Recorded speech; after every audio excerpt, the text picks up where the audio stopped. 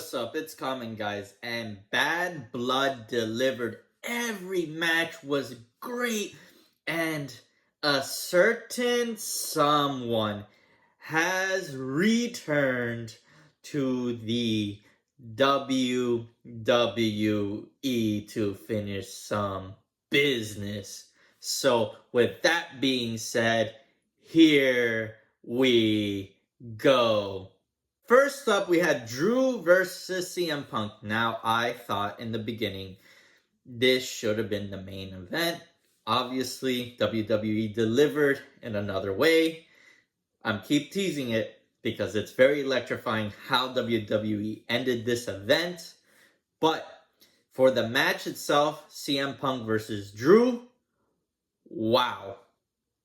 It was probably one of the most brutal Hell in the Cells I have ever witnessed. These men delivered on every aspect of their hatred for one another. My words won't be able to do justice of how good of a match this was.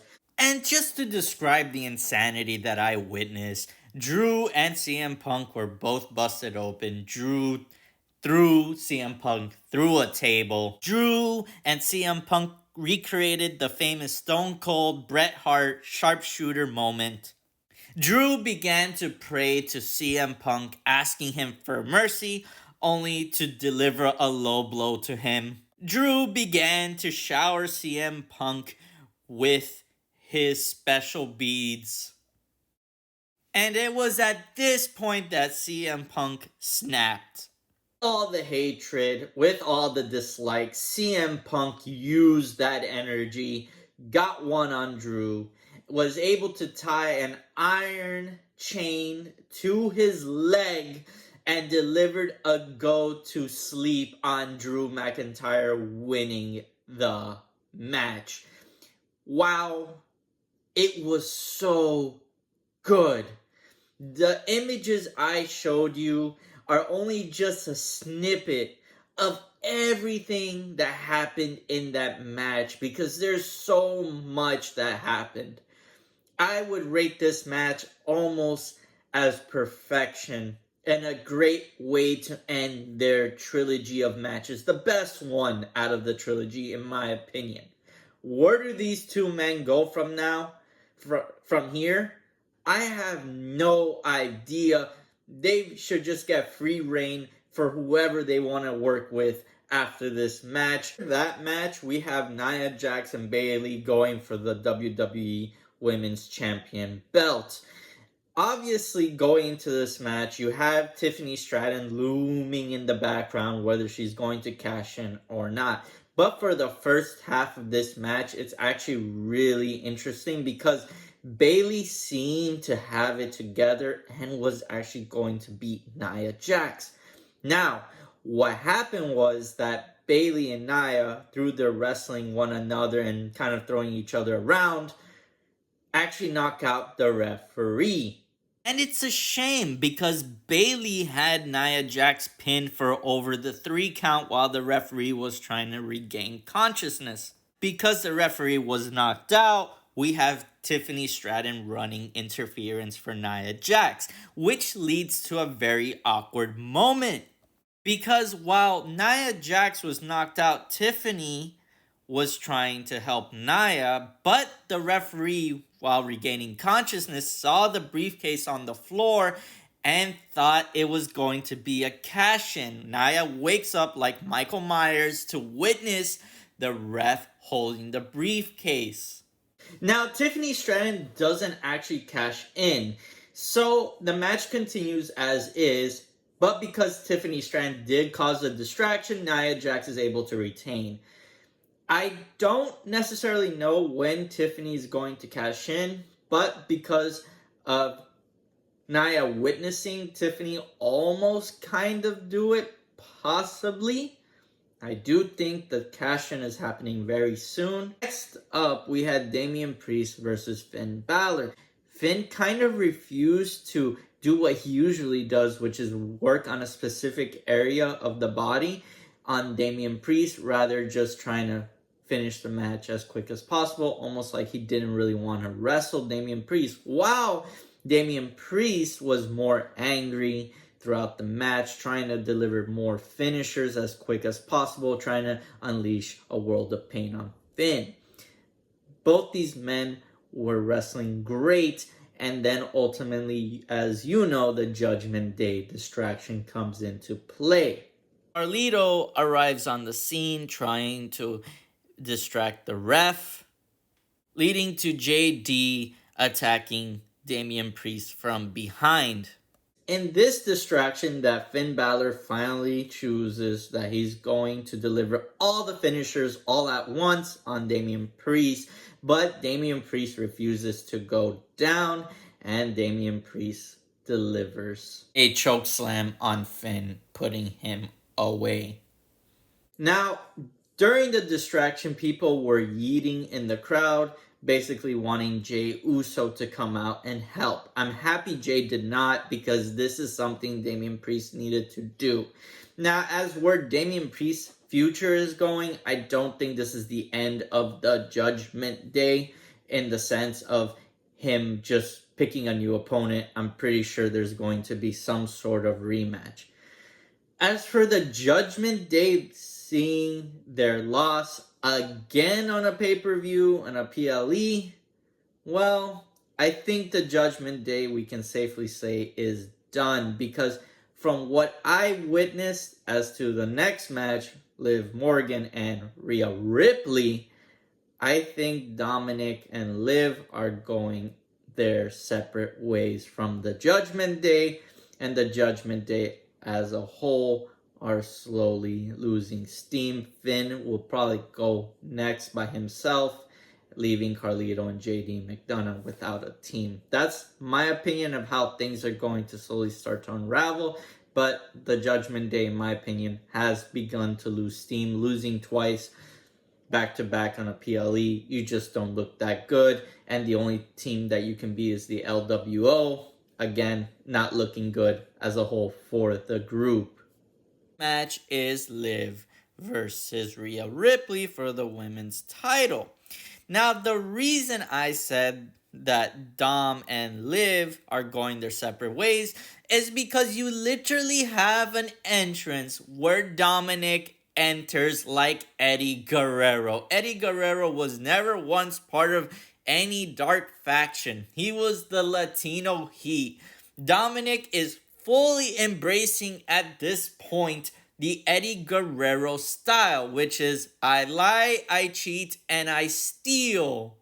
And before the match begins, Dominic is lifted up in the shark cage, but at least Rhea Ripley had the courtesy to put toilet paper with Dominic's face on it because she knows Dominic is scared of heights, and Liv looks horrified because her Dom is not there to protect her this time. The match starts and Rhea just dominates Liv.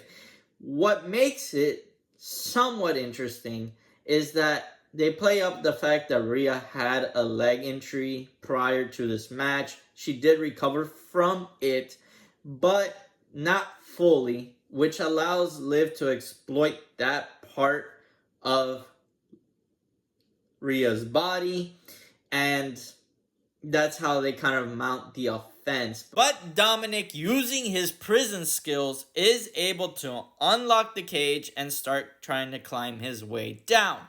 Rhea's having none of that and starts beating up Dominic.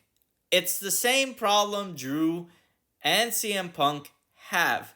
They lost their eye on the prize to get revenge instead. And Raquel Rodriguez makes her WWE return, beating up Rhea Ripley and being an ally of Dominic and Liv. The match is called off, Liv retains, and Rhea is now going to have to fight Raquel Rodriguez for a while. This did not seem planned by the Judgment Day because Liv took credit for planning this herself.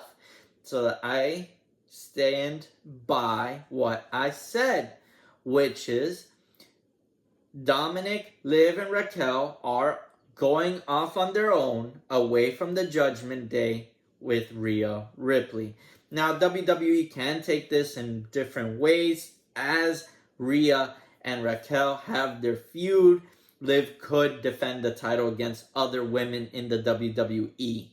And this leads perfectly to our next segment, which is at Crown Jewel, a new title will be on the line. So that means for men and women, the holder of the championship title will have their match against the other holder of the championship title. So that means Gunther and Cody Rhodes, which are the current championship holder title men, will have their match against each other. Whoever wins will get the Crown Jewel title, but their titles will not be on the line.